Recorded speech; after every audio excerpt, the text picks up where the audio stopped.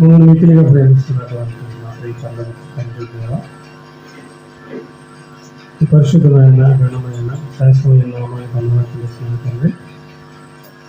మరి సమయంలో ఈ పిల్లలుగా మమ్మల్ని సమకూర్చి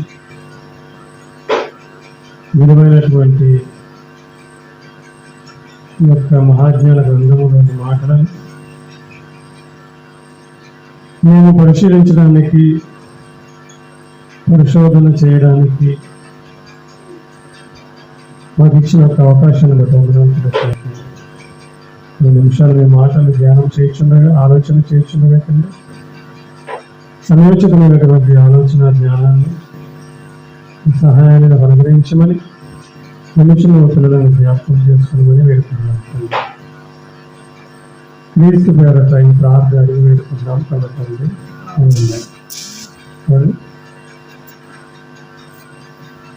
దేవుడు ఎలాంటి వరాన్ని మనిషికి ఇచ్చాడు అనే విషయాన్ని ఆలోచించాలి. ఎందుకంటే వరం అనగానే చాలామందికి ఇష్టం, అందరూ కోరుకోవాలి.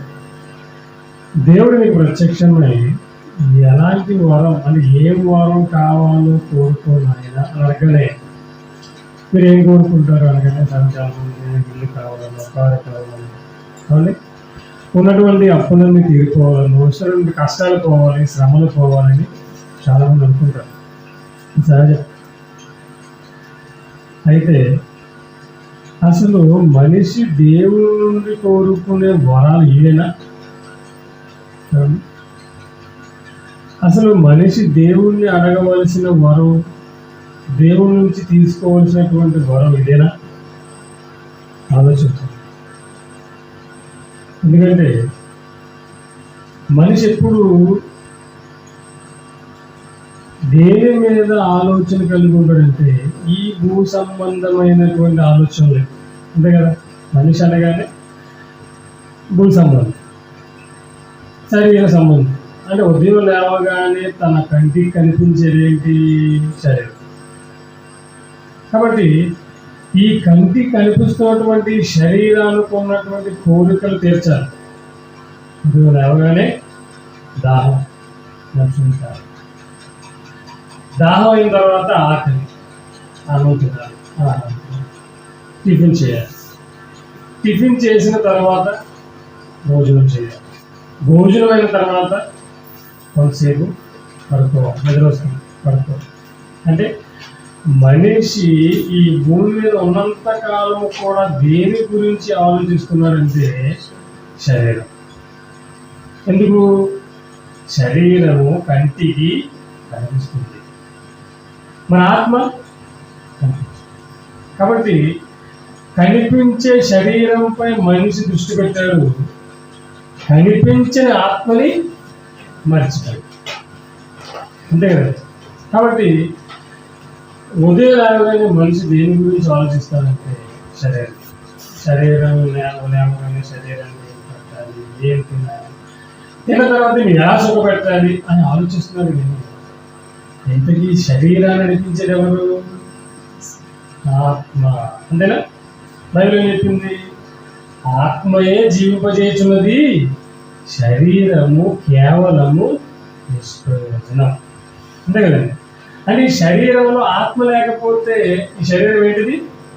నిష్ప్రయోజనం, ప్రయోజనం లేదు. అంటే ఈ శరీరాన్ని నడిపించేది ఏంటి? ఆత్మ. అంటే మనిషి దృష్టి పెట్టవలసింది దేనిపైన? ఆత్మ మీద దృష్టి ఉంచాలి. అంటే ఆత్మ సంబంధమైన విషయాల మీద దృష్టి ఉంచాలి. కానీ మనిషిని నడిపించేది ఆత్మని, ఆత్మ సంబంధమైన విషయాలు తెలుసుకోవాలన్న విషయాన్ని మనిషి అయిపోయాడు, మర్చిపోయాడు. కాబట్టి ఉదయం లేవగానే శరీరం గురించి ఏం చేయాలి, ఏం తినాలి, ఏం కట్టాలి, ఎలా ఉండాలి అనుకున్నాడు తప్ప ఈ శరీరాన్ని నడిపించేటువంటి ఒక మహాశక్తి ఉందని మర్చిపోయాడు. అంటే కాబట్టి ఒక 60 సంవత్సరాలు బ్రతికారండి, ఒక 70 సంవత్సరాలు బ్రతికారండి. అలాగే ఉంటారా శరీరంలో? ఎంతమంది ఈ భూమి మీద తన దేహాన్ని విడిచిపెట్టిన వాళ్ళు ఉన్నారు చెప్పండి. అవునా?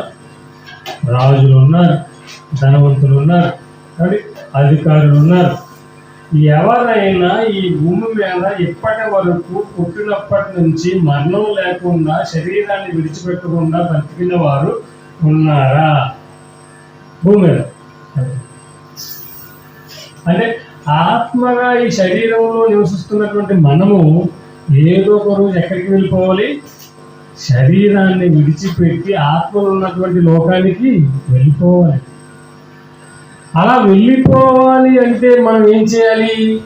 ఆ ఆత్మ ఉన్న లోకానికి వెళ్ళాలంటే ఏం చేయాలో ఈ భూమి మీదే మనము తెలుసుకోవాలి, అవగాహన తెచ్చుకోవాలి. అంతే కదండి.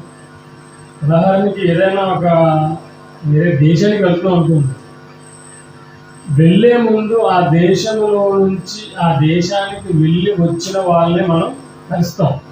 దాన్ని కువైట్ వెళ్ళాలనుకున్నాం. అలా వెళ్ళాలనుకున్నప్పుడు ఏం చేస్తాం? ఎవరైనా వెళ్ళి వచ్చారా అని తెలుసుకుంటాం. అవునండి, మా బంధువులు వెళ్ళారు, అయితే వాళ్ళ బంధువుల దగ్గరికి వెళ్ళి అక్కడ పరిస్థితులు ఎలా ఉంటాయి, అక్కడ మనుషులు ఎలా ఉంటారు, జీతం ఎంత వస్తుంది, మన భోజన వసతులు ఎలా ఉంటాయని తెలుసుకుంటామా? తెలుసుకునేందుకు వెళ్ళిన తర్వాత మనం అక్కడ అలా ఉండగలమో లేమో ముందుగానే మనల్ని మనం సిద్ధపరిచేసుకుంటాం. అలాగే ఆత్మరైనటువంటి మనము ఈ శరీరాన్ని విడిచిపెట్టి వేరొక లోకానికి వెళ్ళిపోవాలంటే అలా వెళ్ళిపోవలసినటువంటి లోకాన్ని గురించి మనం ఏం చేయాలి? ఈ భూమి మీద తెలుసుకోవాలి. కానీ ఈరోజు ఈ మానవ సమాజాన్ని చూస్తుంటే ఆత్మ సంబంధమైన విషయాల గురించి ఎవరు ఆలోచించారు? కేవలము శరీరాన్ని గురించి మాత్రమే. ఏం తినాలి, ఏం త్రాగాలి, ఎలా ఈ శరీరాన్ని సుఖపెట్టాలి అని ఆలోచిస్తుంది. కానీ లోపల ఉన్నటువంటి ఆత్మ అనేటువంటి ఒక శక్తి ఉందని, ఆ శక్తి నువ్వని, ఆ శక్తి ఒక రోజు ఈ శరీరాన్ని విడిచిపెట్టి వెళ్ళిపోవాలని తెలుసుకోకూడదు. అలా తెలుసుకోకపోవడం వలననే ఈరోజు మనిషి దేవుడి వద్దకు రావడం లేదు. ఎందుకు? దేవుడు అర్థం కావాలంటే ముందు నీవెవరో నీకు అర్థం కాదు.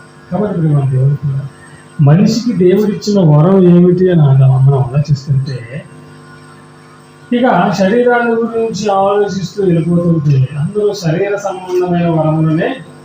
కానీ బైబిల్లో ఉన్నటువంటి భక్తులు ఎలాంటి వరమును ఇమ్మని దేవుడు అడుగుతున్నాడో ఒకసారి బైబిల్లోకి మనం చూడగలిగితే, భక్తుడు దావీదు రాసినటువంటి గ్రంథము, భక్తుడైనటువంటి దావీదు రాసిన గ్రంథము కీర్తనల గ్రంథము 27వ అధ్యాయము, కీర్తనల గ్రంథము 27వ అధ్యాయము 4వ వచనాన్ని మనం చదవగలిగితే, కీర్తనల గ్రంథము 27వ అధ్యాయము 4వ వచనం, యెహోవా యొద్ద ఒక వరము అడిగితిని, దానిని నేను వెతుకుచున్నాను. ఏమండి, దావీదు గారు దేవుణ్ణి ఒక వరం అడిగారు. యెహోవా యొద్ద నేను ఒక వరము అడిగితిని, దానిని నేను ఏం చేస్తున్నాను? వెతుకుచున్నాను.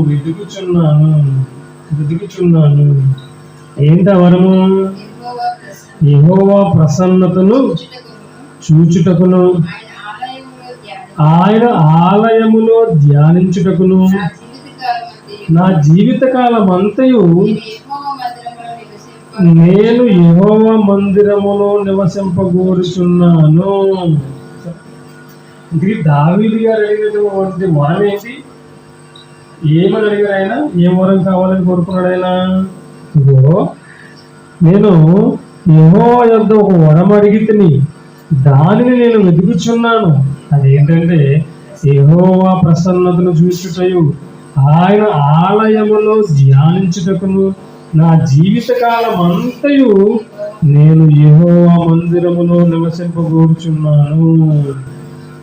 దావీదు గారి కోరిక ఏంటంటే అండి, దేవుని యొక్క ఆలయములో ఆయన నివసించాలి. ఎంతకాలం? జీవితకాలం అంతా. అంటే దేవుడు తనకిచ్చిన ఆయుష్కాలం అంతా ఎక్కడ అనుకుంటున్నాడు? దేవుని ఆలయంలో, దేవుని యొక్క ఆలయములో నా జీవిత కాలం అంతా ఉండాలనేటువంటి కోరికలు నేను కోరుకున్నాను. ఇలాంటి కోరికలు ఎప్పుడైనా మనం కోరుకున్నామా? ఎప్పుడు మనం ప్రార్థన చేసినా ఎలాంటి కోరికలు కోరుకుంటాం? ఎలాంటి వరాలు ఇవ్వమని దేవుడు కోరుకుంటాం చెప్పండి. ఎప్పుడైనా తండ్రి మీరు నాకు ఇచ్చినటువంటి ఆయుష్కాలం అంతా కూడా మీ సన్నిధిలో మీ పనిలో ఉండేటువంటి భాగ్యాన్ని మాకు అనుగ్రహించండి అడుగుతామండి. అడగాలి. ఎప్పుడు చూసినా మనకున్న బాధలు, మనకున్నటువంటి శ్రమలు, మనకు వచ్చినటువంటి కష్టాలు, వీటన్నిటి నుంచి నాకు విడుదల కలుగజేయండి దేవా అని అడుగుతాను తప్పించి ఎప్పుడు కూడా దావీదు గారు అడిగిన ఒక వరం. ఏ వరం అది? ఇదిగో నా జీవిత కాలం అంతయు నీ ఆలయములో, నా జీవిత కాలం అంతయు నేను యెహోవా మందిరములో నివసింపగోరుచున్నాను. యెహోవా ప్రసన్నతను చూచుటకును ఆయన ఆలయములో ధ్యానించుటకును. ఆయన ఆలయములో ధ్యానించాలి, దేవుని ధ్యానించాలి, దేవుని వాక్యాన్ని ధ్యానించాలి. ఎక్కడ? ఆలయములో. భక్తులు అని ఊరకనే దేవుడు పిలవలేదు. బైబిల్లో ఆయన గురించి దేవుడు వ్రాయించాడంటే గల కారణం ఎలాంటి వరాన్ని దేవుడు ఇస్తాడో, ఎలాంటి వరాలు అడిగితే దేవుడు ఇస్తాడో ఎవరికి అర్థమైంది? దావీదు గారికి అర్థమైంది. అందుకే నా జీవితకాలం అంతా మనం ఎంతకాలం ఉంటాం దేవుని సన్నిధిలో? ఉదయాన్నే ఆదివారం లేచి స్నానం చేసి చర్చికి వెళ్ళి కూర్చున్న తర్వాత ఎంతసేపు కూర్చుంటాం? ఆరాధన అంటే ఒక గంట సేపు ఉంటుంది, ఒక అరగంట వాక్యం ఉంటుంది అంతే. అయిపోయిన వెంటనే మరలా వచ్చే ఆదివారం వరకు దేవుని సన్నిధికి రావాల్సింది. ఎప్పుడు అయిపోతుందా అని చూస్తాం. అయిపోయిన వెంటనే మళ్ళీ ఎక్కడికి వెళ్తాం? మళ్ళీ మన పని సోమవారం, మంగళవారం, బుధవారం, శుక్రవారం, గురువారం అన్ని వారం అంతా మన యొక్క ఇంట్లో ఉంటాం, మన పనుల మీద ఉంటాం. మరలా తిరిగి వారంలో ఒక రోజు దేవుని సన్నిధికి వెళ్తాం, అది కూడా ఒక గంట. కానీ దావీదు గారు ఎలాంటి వరాన్ని కోరుకుంటారు? దావీదు గారు నా జీవితకాలం అంతా దేవుని ఆలయములో నివసించాలని కోరుకుంటారు. అదే కీర్తన గ్రంథము 119వ అధ్యాయము. అదే కీర్తన గ్రంథము 119వ అధ్యాయము 56 వచనం చూడండి ఒకసారి. అదే కీర్తన గ్రంథము 119వ అధ్యాయము 56 వచనం చూడగలిగితే, నీ ఉపదేశం సంచరించి అనుసరించి నడుచుకొనుచున్నాను, ఇదే నాకు వరముగా దయచేయబడినది. దావీదు దేవుడిని వరం అడిగితే దేవుడు దావీదుకి ఇచ్చిన వరం ఏంటి? ఇదిగో నీ ఉపదేశమును అనుసరించి నడుచుకొనుచున్నాను, ఇదే నాకు వరముగా దయచేయబడి. అంటే దేవుని యొక్క ఉపదేశాన్ని అనుసరించి నడుచుకోవడం కూడా వరమేనా? ఉపదేశం అనగా వాక్యం, దేవుని మాటలు, దేవుని ఉద్దేశాలు. అంటే దేవుని యొక్క ఉద్దేశాల ప్రకారంగా నడుచుకోవడం కూడా ఒక వరమా? దేవుని సన్నిధిలో జీవించడం ఎవరికి చాలా చాలా చాలా గొప్ప వరం. తెలియదు. కాబట్టి దేవుని సన్నిధిలో వాక్యం వినడం అనేది ఈ భూమి మీద కోట్లకు అధిపతులైన వారికి లేదు భాగ్యం, తెలుసా? అవునండి. రోజు ఇక్కడ మనం కూర్చుని వాక్యం వింటున్నాం అంటే గల కారణం ఎవరు? దేవుడు ఇవ్వాలి భాగ్యాన్ని, అంతేనా? ఒక ముఖ్యమంత్రితో మనం కూర్చుని మాట్లాడుతున్నాం అంటే గల కారణం ఎవరు? ముఖ్యమంత్రి గారు అవకాశం ఇవ్వకపోతే మనం అక్కడికి వెళ్ళలేము, అవునా? ఒక పెద్ద డాక్టర్ గారితో కూర్చుని మనం మాట్లాడుతున్నాం అంటే గల కారణం ఎవరు?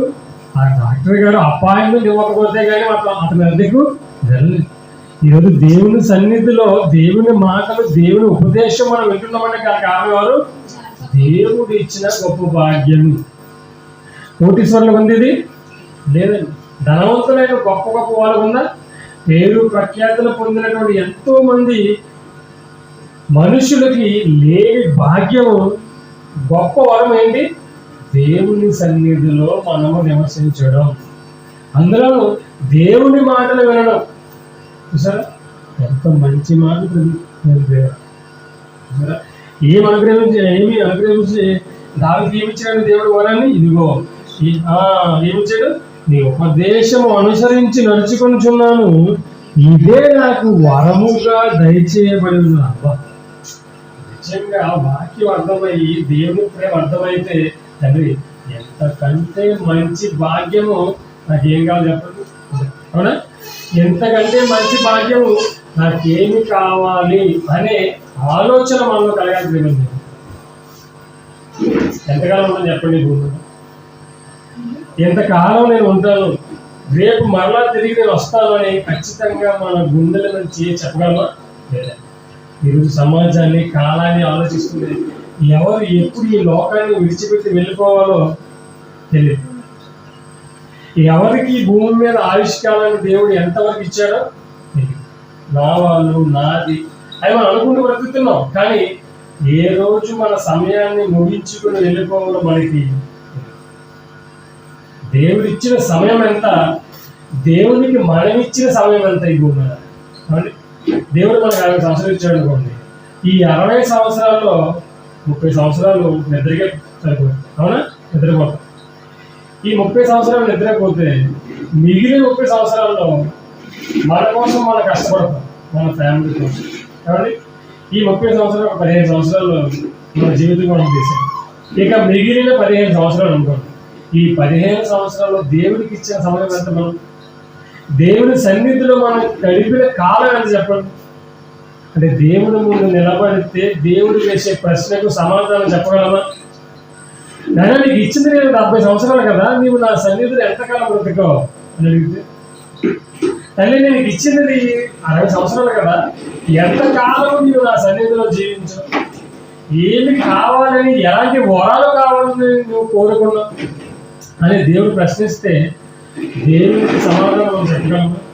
ఏం చేశావు? ఈరోజు ఒక తల్లిదండ్రులుగా వాళ్ళ కన్న పిల్లలు వేసే ప్రశ్నలు ఏంటి? తల్లిగా, తండ్రిగా మీరు నా కోసం ఏం చేశారు అని పిల్లలు తల్లిదండ్రులను ప్రశ్నిస్తుంటే, మరి ఈ సృష్టిని సృష్టించినటువంటి దేవుడు ఈ సృష్టినంతా నీకు లోపరిచి నీ పాదాల యొద్ద పెట్టి ఇంత ఇచ్చినటువంటి కన్న తండ్రి అయిన దేవుడిని ప్రశ్నించడా? గాలిని అనుభవించాం, నీరుని అనుభవించాం, ఆహారాన్ని అనుభవించాం, అన్నీ అనుభవించిన నీవు నా కోసం నువ్వు ఏం చేశావు? అంతే కదా. అంటే పిల్లల కోసం తల్లిదండ్రులు కష్టపడుతున్నటువంటి ప్రయాసం చూస్తుంటే చాలా ఎక్కువ ఉంది. అంటే ఈ భూమి మీద పిల్లలను కన్నటువంటి తల్లిదండ్రులు ఇంత ప్రయాసపడుతుంటే పిల్లల కోసం, మరి వాళ్ళు పెద్ద అయిన తర్వాత తల్లిదండ్రులను చూసుకోవాలి, తల్లిదండ్రుల పట్ల బాధ్యత కలిగి ఉండాలని మనం ఎన్నో మాటలు చెప్తున్నప్పుడు, మరి కన్న తండ్రి కొరకు మనం ఏం చేస్తాం? కాబట్టి మన దేవుని పిల్లలు ఎలాంటి వరాన్ని అడగాలి భక్తుడు దేవుణ్ణి అంటే, ఇదిగో దావీదు అడిగాడు ఏమని? తండ్రి, ఇదిగో నా జీవితకాలం అంతా కూడా నేను నీ సన్నిధిలో జీవించాను. ఎందుకంటే చాలా మంది ఏం చేస్తారంటే ప్రారంభంలో చాలా ఆసక్తి ఉంటుంది, దేవుడు దేవుడు దేవుడు బైబిల్ బైబిల్ బైబిల్. కానీ కాలక్రమేణా వాళ్ళకి వచ్చినటువంటి శోధనలను బట్టి, శ్రమలను బట్టి ఏమైపోతారు? దేవుని సన్నిధికి దూరం. అలాగే ప్రారంభంలో వాక్యం అంటే ఎంతో ఆసక్తితో వాక్యం వినాలని వాక్యాన్ని అనుసరించి నడుస్తారు చాలా మంది. కానీ కొన్ని రోజులు గడిచే ఏమైపోతారు? వాక్యాన్ని గడిచారు. బైబిల్ అలా ఉంటాయండి, అవన్నీ పాటిస్తారు అన్న తీరికి వాళ్ళు వచ్చేస్తారు. కానీ అలాంటి పరిస్థితి నాకు రాకూడదు. ఏది ఏమైనా, ఎవరు ఎక్కడికి వెళ్ళిపోయినా సరే నేను నీ సన్నిధిలో నుంచి వెళ్ళకూడదు. నా జీవితకాలం అంతా నీవు నాకు ఇచ్చావు కదా, ఈ ఆయుష్కాలం, ఈ జీవితకాలం అంతా కూడా నేను ఎక్కడ ఉండాలి? నీ సన్నిధిలో, నీ ఆలయంలో ఉండాలి.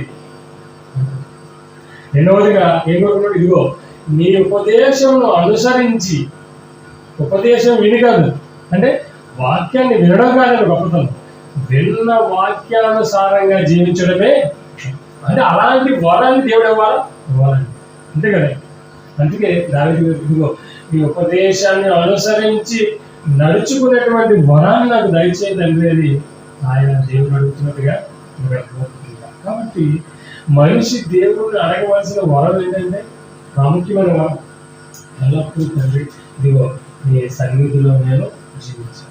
ఇంకొకటి నీ సన్నిధిలో చెప్పబడుతున్నటువంటి నీ ఉపదేశాన్ని నేను అనుసరించి నడవాలి. అంటే వాక్యాన్ని వినడమే కాకుండా విన్న వాక్యానుసారంగా నేను జీవించగలిగే భాగ్యాన్ని అట్టి వరాన్ని అనుగ్రహించమని దావీదు అడుగుతాడు. చూసారా? కాబట్టి నేను దేవుడుగా ఈ భూమి మీద మనం బతుకుతున్నప్పుడు మన బ్రతుకు దినాలు ఎక్కువ ఎక్కడ గడపాలి? దేవుని సన్నిధిలో. అందుకే చూడండి, దేవుడు అంటే ఇష్టమైన వాళ్ళు అందరూ కాదండి, దేవుడు అన్న దేవుడు వాక్యం అన్న ఇష్టమైన వాళ్ళు ఏం చేస్తారు? ఎక్కడ పెట్టినా వెలుగు, ఎక్కడ ప్రార్థన పెట్టినామండి, ఎంతమంది వచ్చారని కాదు, ఎవరు వచ్చారని కాదు, దేవుని వాక్యాన్ని వినాలి. దేవుడు చూస్తున్నాడు, మనుషులు కాదండి. ఈ రోజు నీకు ఉన్నాం అనుకోండి, మనల్ని ఎవరు చూస్తున్నారు అనుకుంటున్నాం, కానీ మనల్ని చూసే జనం ఎవరు చూడట్లేదు. జనం కానీ ఎవరు చూస్తున్నారు? ఆకాశమందున్న దేవుడు చూస్తున్నాడు. ఏమని చెబుతున్నది ఎవరు? ఏం చెబుతున్నాడు? అవునా? వింటున్నది ఎవరు? ఏం వింటున్నారు? ఎంతమంది వచ్చారు? ఆయన అట్లే చేస్తున్నారు. నిజం, ఖచ్చితంగా. ఇక బైబిల్ ఉంటుంది, ఆయన నా సంచారములన్నీ లెక్కించారు. అంటే మనం దేవుని కోసం ఎక్కడికి వెళ్తున్నాం, ఎంత దూరం వెళ్తున్నామో, మనం ఆయన మనకి మన సమయాన్ని దేవునికి ఎంత ఇస్తున్నామో ప్రతిదీ కూడా ఏం చేస్తారు? ఆయన తన గ్రంథంలో రాసుకున్నాడు. నిజమండి. అందుకంటాడు, దేవుడు నా సంచారములన్నీ లెక్కించిన బైబిల్లో లెక్కిస్తారంటే దేవుని కోసం, సువార్త కోసం నువ్వు ఎక్కడికి వెళ్తున్నావో, ఎంత దూరం వెళ్తున్నావో ప్రతిదీ కూడా ఆయన నోట్ చేసుకుంటాడు. అంత ఇష్టం దేవుడికి మనం అంటే. అలాంటి ఇష్టపడ్డ దేవుణ్ణి మనం ఎంత ఇష్టపడుతున్నాం అన్న సంగతిని ఏం చేస్తారు? ఆయన రాసుకుంటాడు. నా కుమార్తె నా మాటలు వినడానికి ఎంతో దూరం వెళ్ళిపోతుంది. ఇదిగో నా కుమారుడు నా మాటలు వినడానికి ఎంతో దూరం వెళ్ళిపోతుంది. ఇదిగో నా కుమారుడు నా మాటలు చెప్పడానికి చాలా దూరం వెళ్తున్నాడని ఆయన ఏం చేస్తాడని చూసా. ఇకపోతే ఈ భూమికి వచ్చిన తర్వాత యేసుక్రీస్తుల వారు శిష్యులకు ఒక వరాన్ని ఇచ్చాడు. శిష్యులకు ఒక వరాన్ని ఇచ్చాడు. ఎందుకు ఇచ్చాడు ఆ వరాన్ని అని ఆలోచిస్తే, ఒకవేళ ఆ వరం కనుక లేకపోతే వీళ్ళు యేసుక్రీస్తు యొక్క శిష్యులు కాదు అనేటువంటి ఒక అనుమానం వస్తుంది. కాబట్టి యేసుక్రీస్తులో వారు తన శిష్యులకు ఇచ్చినటువంటి వరం ఏమిటో ఒకసారి చూద్దాం. లూకా సువార్త ముగించుకుందాము. లూకా సువార్త 9వ అధ్యాయం. లూకా సువార్త 9వ అధ్యాయం మొదటి వచనాన్ని మనం చూడగలిగితే, ఆయన తన 12 మంది శిష్యులను పిలిచి సమస్తమైన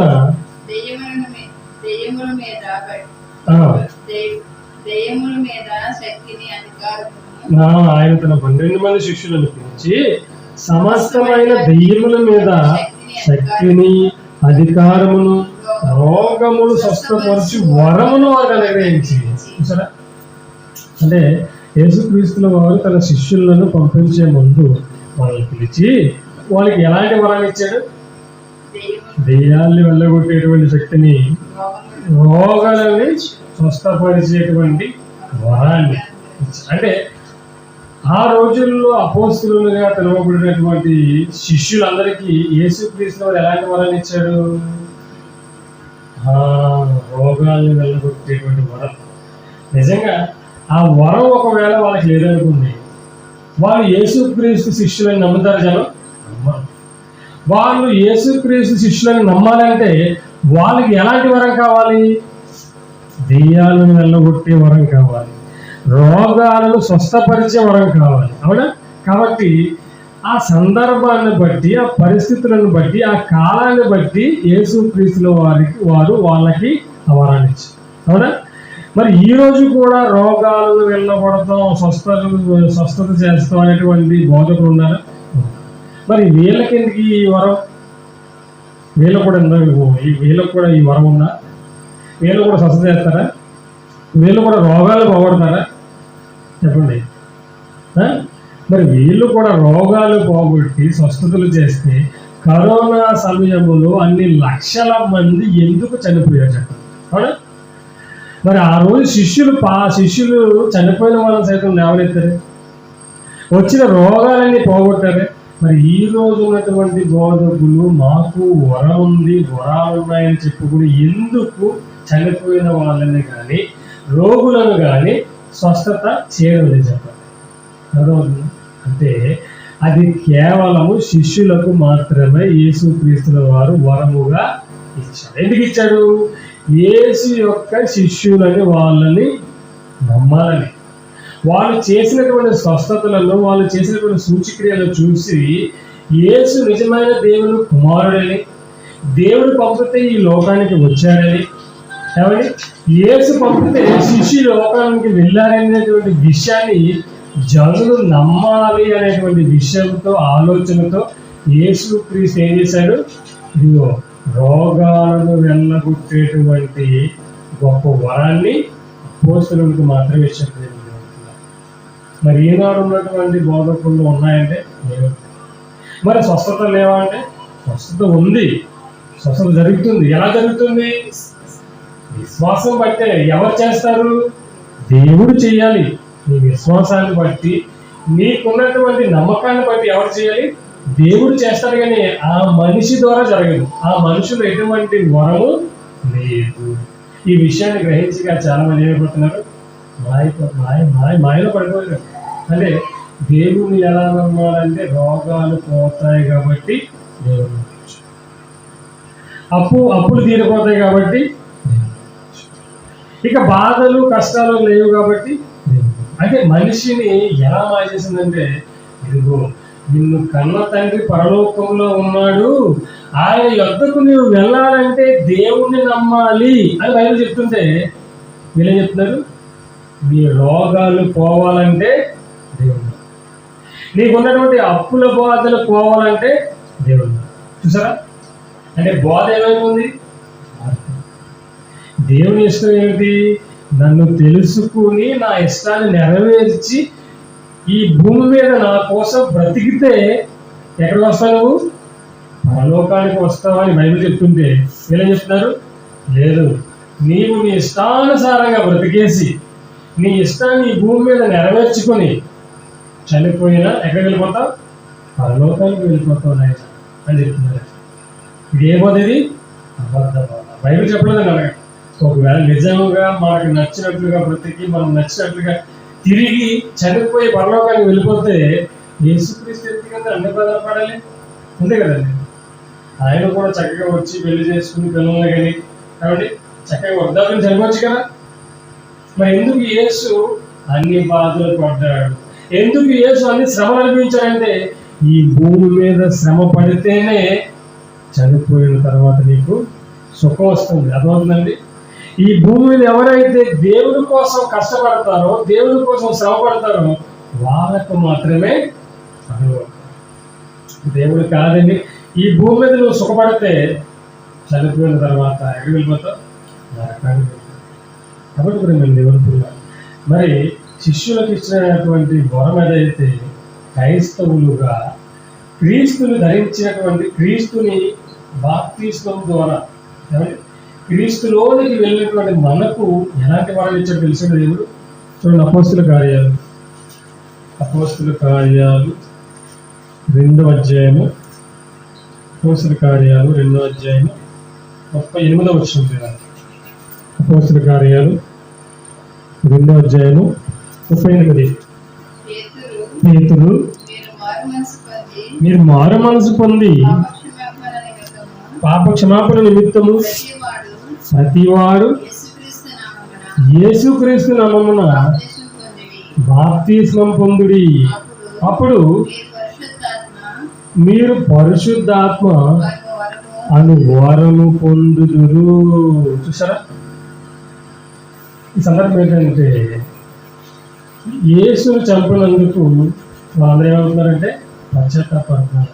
అంటే ఎప్పుడైతే పేతురు గారు ప్రసంగం చేశారో, చేసేటువంటి ప్రసంగం విన్న వీళ్ళంతా కూడా అయ్యో మీరు తప్పు చేశారు, ఎలా ఏం చేయలేదు వాళ్ళు పశ్చాత్తాపడుతుంది. ఏమన్నా ఆయన అయితే మీరు బాప్తిస్మం తీసుకోండి, తీసుకున్న తర్వాత మీరు ఎలాంటి వరాన్ని పొందుతారు? అప్పుడు మీరు పరిశుద్ధాత్మను వరాన్ని పొందుతారు. వరాలు కదా, వరం. బాప్తిస్మం తీసుకున్న తర్వాత మనలోకి ఎవరు వస్తారు తెలుసా మీకు? బాప్తిస్మం తీసుకున్న తర్వాత మనలోకి ఎవరు వస్తారు? పరిశుద్ధాత్ముడు మనలోనికి వస్తారు. తెలుసా ఈ విషయం మీకు? అంటే బాప్తిస్మం తీసుకున్న వారిలో పరిశుద్ధాత్ముడు లేడా అంటే లేదే. ఎవరైతే యేసు దేవుని కుమారుడిని నమ్మి ఆయనే నా పాపానికి రక్షకుడు, ఆయన రక్తము ద్వారానే నాకు పాప విమోచన కలుగుతుందని నమ్మి బాప్తిసం తీసుకుంటారో వారిలోనికి ఎవరు వస్తారండి? పరిశుద్ధాత్ముడు ఎలా వస్తాడు? వరం వరం వరం. పాటలో మీకు ఏంటది? ఏదో పాడతాడు. దేవుడు వరం అందిస్తే ఎవరిని కోరుకుంటాడండి ఆయన? ఆ హీరోయిన్ కోరుకుంటాడంట. తెలుసా? చిన్నప్పుడు పాట ఉండేదండి, ఎప్పుడు పాట పాడాలి. ఏంటో పాట అంటే దేవుడు అంతా వరం ఆయన ఏం కోరుకుంటాడు? ఆ అమ్మాయినే కోరుకుంటాడు. ఎంతకాలం ఉంటుంది అమ్మాయి? పోనీ అమ్మాయి కూడా అందం ఎంతకాలం ఉంటుంది చెప్పండి? ఇప్పుడు అందంగానే ఉంది, బాగుంది. అలాగే చనిపోయిన వరకు అలాగే ఉంటుందా? ఇప్పుడు అబ్బాయి ఉన్నాడు అనుకోండి, చనిపోయిన వరకు అలాగే ఉంటాడా? ఎప్పుడు ఏమో అందంగా ఉంది అని పెళ్లి చేసుకున్న రోజు ఏదో పాలు ఏదన్నా మొహం మీద పడిపోతే ఏమైపోయింది? ఉందో 1 గంటలో పోయింది. కోరుకుంటావు అప్పుడు నువ్వు ఏం కోరుకుంటావు అంటే? కాబట్టి చూసారు అది ఎలాంటి పాటలు ఉన్నాయంటే దేవుడు వరం అందిస్తారంటే ఏం కోరుకున్నాడంట? ఆ అమ్మాయిని కోరుకున్నాడు. అమ్మాయి ఏమో శాశ్వతమా, అబ్బాయి ఏమో శాశ్వతమా? వాళ్ళు ఇల్లు కోరుకున్నాం అనుకో, కూడా వెళ్ళిపోయినప్పుడు పడికలు కోరుకోవాలి. ఇల్లు ఏమన్నా కాబట్టి చనిపోయినప్పుడు ఎవరైనా బాగా సంపాదించిన ఆయన ఏం చేశాడంటే ఆఖరికి మొత్తం డబ్బులన్నీ సంపాదించేసి అన్ని రాజ్యాలని అన్ని ఏదేసిన తర్వాత ఆఖరికి ఏమైపోయాడు? చనిపోయిన తర్వాత 1 రూపాయి కూడా తీసుకెళ్ళాలని ఎప్పుడు గ్రహించాడు? బ్రతుకుండగానే తెలుసుకున్నాడు. కాబట్టి అతనికి వైద్యం చేసినటువంటి డాక్టర్లందరినీ పిలిచాడండి. పిలిచిన తర్వాత ఇదిగో నేను చనిపోయిన తర్వాత ఏం చేస్తారంటే నా చేతులు ఉంటాయి కదా, చేతులు ఈ 2 కూడా బాక్స్ నుంచి బయటికి పెట్టండి అని చెప్తున్నాను. ఈ 2 కూడా బయటికి పెట్టండి సరే. ఆ తర్వాత తీసుకెళ్ళిన తర్వాత ఆయన ఏం చెప్పాడంటే, తర్వాత ఇదిగో ఎంత సంపాదించాను కదా నేను, ఈ సంపాదన కోసమే నా జీవితం అంతా కూడా ఖర్చు పెట్టాను కదా, ఆఖరికి 1 పైసా కూడా నేను తీసుకువెళ్ళడం లేదని ఈ మనుషులందరికీ తెలియాలి. చూసారా? అంటే ఇన్ని కోట్లకు అధిపతులు కదా నేను, ఇన్ని కోట్లు సంపాదించాను కదా, ఇన్ని కోట్లు సంపాదించిన ఆఖరికి ఎలాగలుగుతున్నాను నేను? కాబట్టి బ్రతికి భూమి మీద ఉన్నప్పుడే మనం ఏం సంపాదించుకోవాలి? దేవుని సంపాదించుకోవాలి, పరలోకాన్ని సంపాదించుకోవాలి. ప్రేమ దేవుడుతున్నారు కాబట్టి ఈ నోట్లు, బంగారాలు, ఇల్లు ఇవేవి కూడా మనతో రావు. ఆఖరికి తల్లి తల్లి తల్లి అన్నావా, తల్లి కూడా ఎంత బాధపడుతుంది? మనకి 1 నెల, 1 సంవత్సరం, మరి 2 సంవత్సరాలు, 3 సంవత్సరాలు అయిన తర్వాత మర్చిపోతాం. కానీ మనల్ని ఎల్లప్పుడూ జ్ఞాపకం ఉంచుకుని ఎవరు? దేవుడు అండి. ఎందుకు దేవుడు మనల్ని జ్ఞాపకం ఉంచుకుంటున్నాడు? దేవుడు మనల్ని కన్నాడు. అర్థమవుతుందండి? ఇప్పుడు నేను నా బిడ్డల్ని కన్నాను ఎప్పుడు? నాకు వివాహమైన తర్వాత. కానీ నాకంటే ముందు ఎవరు కన్నారు? దేవుడు కన్నాడండి. ఎక్కడ ఉన్నారంతా? వీరంతా ఎక్కడున్నా తెలుసా? ఆదాములో ఉన్నాం మనమంతా. అవునా? మనమంతా ఆదాములో ఉన్నాం. ఎప్పుడు కన్నాడు దేవుడు? ఎప్పుడో జగత్తుకు పునాది వేయక మునిపే మనల్ని ఎక్కడ ఏర్పాటు చేసుకున్నాడు దేవుడు? క్రీస్తులో మనల్ని ఏర్పాటు చేసి అప్పుడు అన్నాడు మనం దేవుడు. అలాంటి దేవుడు మనం ఈ భూమి మీద ఉన్నప్పుడు ఆయన కోసం బ్రతకకుండా ఈ భూమి మీద ఉన్నటువంటి డబ్బు కోసము లేకపోతే ఈ బంధాల కోసం బ్రతికి దేవుని ప్రక్కన పెడితే ఎంత బాధపడతారండి. అవునా? అంతేందుకు చెప్పండి, మామూలుగా ఉదాహరణకి వంట చేసిన భార్య వడ్డించిన తర్వాత ఏమడుగుతుంది? కష్టపడి 2 గంటలు బిర్యానీ చేసి వడ్డించిందండి. వడ్డించిన తర్వాత ఏమన్నా ఎలా ఉంది అడుగుతున్నారు కదా. ఎవరైనా భార్యగా తల్లి అయినా తిన్న తర్వాత పిల్లలు అంటే నేను వండిన వంట నచ్చిందా లేదా, బాగుందా అనేది ఏమంటుంది? ఎలా ఉందండి, ఎలా ఉండమండి. ఎందుకు? ఒక మాట చాలా ఉందను అనగానే, బాగుంది అనగానే తను పడిన కష్టం అంతా ఓకే బాగుంది పోలేదు. అదే పట్టి చూడకుండా ఎలా ఉందండి పక్కన మనిషి కూడా ఎలా ఉంటుంది? చాలా బాధ. అంటే ఒక మనిషికి ఎంత బాధపడితే మరి 6 దినాలు కష్టపడిన దేవునికి నీవు సరైన సమాధానం చెప్పకపోతే, ఆయనకి నీవు లోబడకపోతే, ఆయన మాటలను అనుసరించి నువ్వు బ్రతకకపోతే, పాపపు జీవితంలో ఒకవేళ నువ్వు చనిపోతే దేవుడు బాధపడ్డా? ఈ విషయాలు ఎవరికి తెలియవండి. ఇవన్నీ కూడా బైబిల్లో ఉన్నాయి. దేవుడు మీ నిమిత్తము చింతించి చూడడానికి వాడుతుందని తెలుసండి. 1 పేతురు 5:8 దేవుడు ఆయన మన నిమిత్తము చింతించి చూడడం బాధపడుతున్నాడు. దేవుడిని గురించినటువంటి సరైన అవగాహన లేదు ఎవరికి. దేవుడు అనగానే సుఖం చేస్తాడు, దేవుడు అనగానే ఎక్కడో ఉంటాడండి అనుకున్నాం, కానీ లేదండి. దేవుడు బైబిల్లో రాయబడిన మాటలండి. దేవుడు దినమెల్లా చేతులు చేస్తున్నాడు. దినమెల్లా ఎవరి కోసం? మన కోసం. దినమెల్లా అంటే దేవుడికి మనం అంటే అంత ఇష్టమా? చాలా ఇష్టం. ఎంత ఇష్టం తెలుసా? ఆఖరికి తన ప్రియ కుమారుడైన యేసు క్రీస్తుని బలిగా అర్పించాడంటే, అంటే క్రీస్తు కంటే ఎక్కువ ఎవరిష్టం? మనమంటే మనం ఎక్కడ పాపంలో మరణించి పాతాళానికి వెళ్ళిపోతామని బాధతో ఏం చేసి యేసుక్రీస్తుని ఈ లోకానికి ఒప్పించేసిన ఆయన వెళ్ళు. నీ తమ్ముళ్ళ కోసం, నీ చెల్లెళ్ళ కోసం ఏ పనులు? శిలువలో నీ రక్తాన్ని అంతా కూడా మార్చేయాలి. చూసారా ఎంత బాధ అండి శిలువలో. కాబట్టి ఇప్పుడు మన దేవుని పిల్లలు తీసుకున్న వెంటనే మనకు ఎవరు వస్తారు? పరిశుద్ధాత్మ దేవుడు వస్తాడు. వచ్చిన ఆయన ఏం చేస్తారు తెలుసా? రోమపత్రిక అపొస్తలుడైన పౌలు రోమీయులకు రాసిన పత్రిక 8వ అధ్యాయము 26వ వచనంలో ఉంటారు. అటువలే ఆత్మయు మన బలహీనతను చూచి సహాయం చేయుచున్నాడు. ఏలయనగా యుక్తముగా ఎలాగూ ప్రార్థన చేయవలనో మనకు తెలియదు. చూసారా కాబట్టి బైబిల్లో ఉన్నది ఏమని? యుక్తముగా ప్రార్థన చేయుట మనకు తెలియదు. కాబట్టి ఆవిడ ప్రార్థన చాలా బాగా చేస్తుంది అన్నాడు. చూసారా కాబట్టి ఆయన ప్రార్థన చాలా బాగా చేస్తాడు అంటారు. ఏంటి? దేవుడే బైబిల్లో చెప్పాడు ఏమని? మనకు ప్రార్థన చేయుట తెలియదు అని చెప్పినప్పుడు ఎవరైనా ప్రార్థన బాగా చేస్తారని, ఎవరైనా ఈ ప్రార్థన బాగా చేస్తారని మనం చెప్పుకుంటాం. కాబట్టి మన బలహీనతను చూసి ఏం చేస్తుందంటే ఆత్మ, ఏ ఆత్మ ఇది?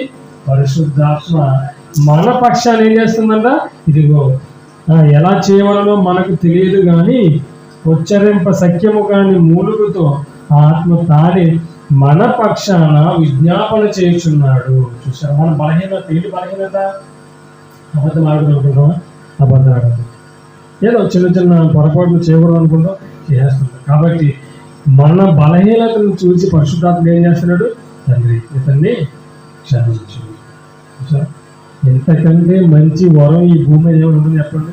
ఏమండి ఇప్పటి వరకు దేవుడి ప్రత్యక్షమై ఏ వరం కావాలని అడిగితే మనకు తెలియదు. అందుకే ఏదో అడిగేసే వాళ్ళం, నాకు కారు కావాలి, ఇల్లు కావాలి, ఆస్తి కావాలి, పొలం కావాలి, కాబట్టి నాకు తప్పు ఉంది, అప్పు తీరిపోతే చాలు, ఇదే వరం అనుకున్నాం. కానీ నిజంగా మనం అడగవలసిన వరం ఏంటి? దేవుని సన్నిధిలో తండ్రి నీవు నాకు ఇచ్చిన ఆయుష్కాలం అంతా కూడా ఎక్కడ ఉండాలి? నీ సన్నిధిలో ఉండాలి. అలాగే నీ ఉపదేశాన్ని అనుసరించాలి, నీ వాక్యాన్ని అనుసరించి నీ వాక్య ప్రకారంగా జీవించగలిగే వరాన్ని దయచేసి. చూసిన ఎంత మంచి వరం అండి. మనకి ఏమున్నా లేకపోయినా, ఎంతగా తిన్నున్నా లేకపోయినా దేవుని సన్నిధిలో ఉండే భాగ్యం అనుకుంటే ఎంత బాగుంటుంది. దేవుని వాక్యానుసారంగా జీవించే భాగ్యం అనుకుంటే ఎంత బాగుంటుంది చెప్తుంది. అలాంటి వరాన్ని మనం కోరుకోవాలి. చూసాం అలాంటి వరాన్ని అడగాలి. తర్వాత దేవుడు మనకి ఇచ్చిన వరం ఏంటి? పరిశుద్ధాత్మనే వరం. ఈ ఆత్మ మనలో ఉంది. మనం తప్పు చేస్తున్నప్పుడు కూడా మనం ఏం చేస్తుంది? గద్దిస్తుంది. రే చేతులు తప్పు ఇది దేవునికి నచ్చదు, చేయొద్దని గద్దిస్తూ ఉంటుందండి. ఆ గద్దింపు వలన ఈ రోజు మనం దేవుని వద్దకి రాగలుగుతాం. చూసారు చివరిగా దేవుడు మనిషికి ఇచ్చినటువంటి వరం ఏంటో చూసేసి మూవీ చేస్తున్నాం. ఎఫెసీయులకు రాసిన పత్రిక అపొస్తలుడైన పౌలు ఎఫెసీయులకు రాసిన పత్రిక 2వ అధ్యాయము, ఎఫెసీయులకు రాసిన పత్రిక 2వ అధ్యాయము 4వ వచనం చూద్దాం. ఎఫెసీయులకు రాసిన పత్రిక 2వ అధ్యాయం 4వ వచనం. ఆయనను దేవుడు కరుణా సంపన్నుడై ఉండి మనము మన అపరాధముల చేత చచ్చిన వారమై ఉన్నప్పుడు సహితము మన ఎడల చూపిన తన మహాప్రేమ చేత చల్లనివ్వండి. మనం ఎలా చనిపోయామంట? మనము మన అపరాధముల చేత చచ్చిన వారమై ఉండగా. అంటే దేవుడి దృష్టిలో ఎవరు చచ్చిన వాళ్ళు? మన దృష్టిలో ఎవరు చచ్చిన వాళ్ళు? మన దృష్టిలో ఎవరు చనిపోయిన వాళ్ళు అడిగారు? మన దృష్టిలో ఆత్మ లేకుండా కేవలం శరీరం పడి ఉంటే ఏమంటాం? చనిపోయింది, చనిపోయింది. కానీ దేవుని దృష్టిలో ఎవరు చనిపోయిన వాళ్ళు అంటే అపరాధులు. అంటే దేవునికి ఎవరైతే విరుద్ధంగా బ్రతుకుతున్నారో, దేవుని సన్నిధికి రాకుండా దేవుని వాక్యానికి వ్యతిరేకంగా జీవిస్తున్నారు, వీళ్ళంతా ఎవరు? అపరాధులు. వీళ్ళంతా దేవుని దృష్టిలో ఎవరు? చనిపోయిన వాళ్ళు.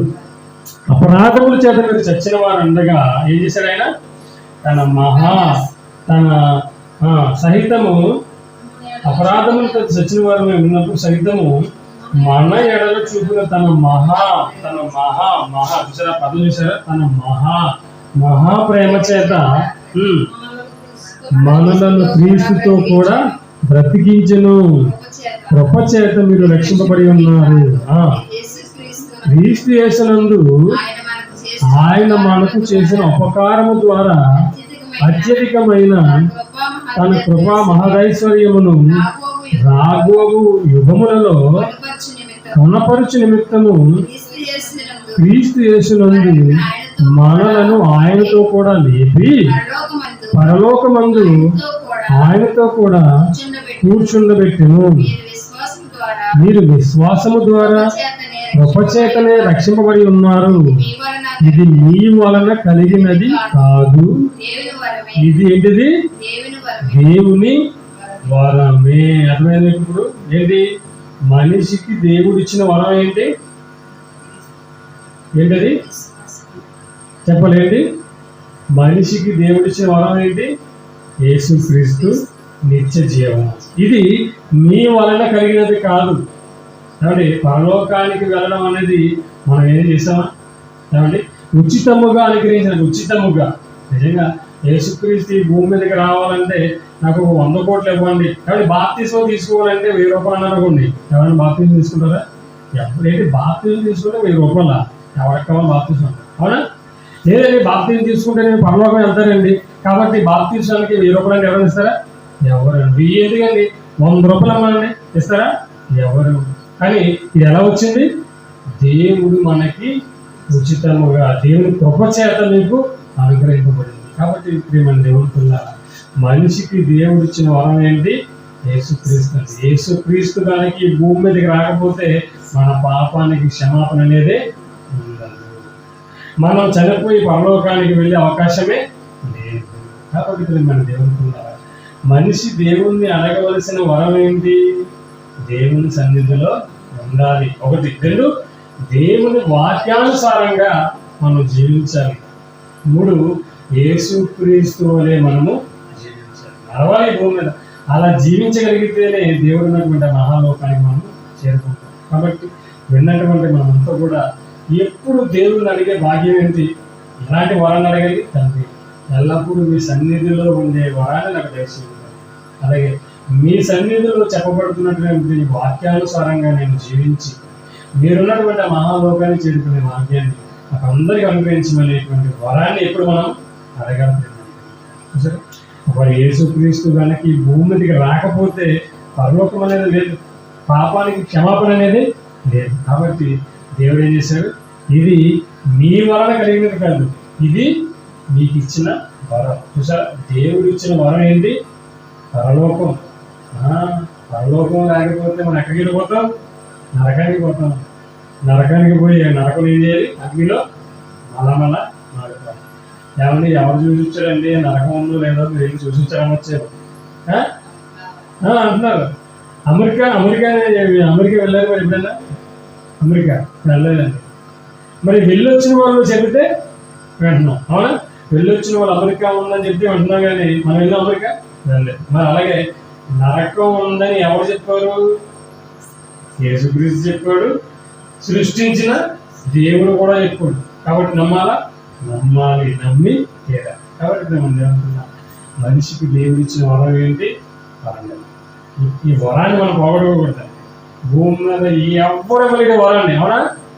ఇగో మీరు చాలా మంది ఇస్తారు, ఇగో నువ్వు ఇది చేసావంటే నీకు ఏం కావాలి కోరుకో ఇచ్చేస్తున్నాను. 10th పాస్ అయితే నీకు ఏం కావాలి చెప్పి కొనేస్తాను అంటాడు, అవునా? కానీ పరలోకాన్ని ఇవ్వగలడు ఎవడైనా? ఎవరు ఎంత ధనవంతుడైనా పరలోకాన్ని ఎవడెవ్వగలడు? ఒక దేవుడు మాత్రమే ఇవ్వగలడు. ఆ పరలోకానికి వెళ్ళాలంటే మార్గం ఎవరు?